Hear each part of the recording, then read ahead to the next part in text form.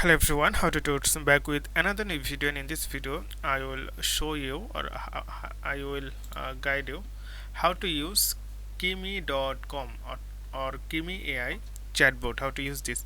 So first of all, you can see here, this is the Chatgpt alternative. Like, it's the quite same interface. You can see here, you can ask anything, and this is the tool. You can search, and you can see here there are two models here, K1, K1.5 and K2, and researchers you can choose. Okay, computer, and there are some option here: inspirations, web app, mobile app, data visualizations, slides, creativity.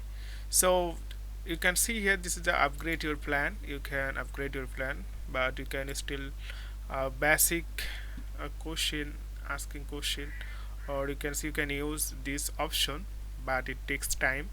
So if I click here data visualizations, and if I ask something, so you can see here, it's not totally free. Too many people are chatting with Kimi right now, so you have to subscribe. They said you have to subscribe, but is if the normal question and answer, it's okay.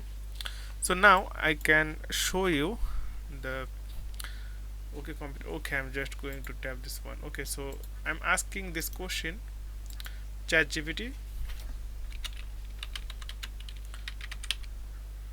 short answer. Okay, I ask this question ChatGPT and also Kimi Chatbot, and I will see the answer here.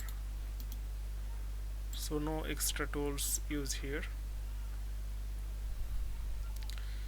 So you can see here, it's AI will become invisible, infrastructure, ubiquitous, specialized, and regulated.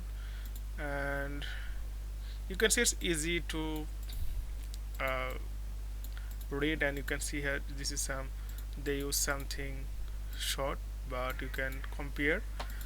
And you can see here, this is chat. You can search that. You can also this one, you can share your app files up to 50 megabyte, and it's easy to use. You can see here, so you can try.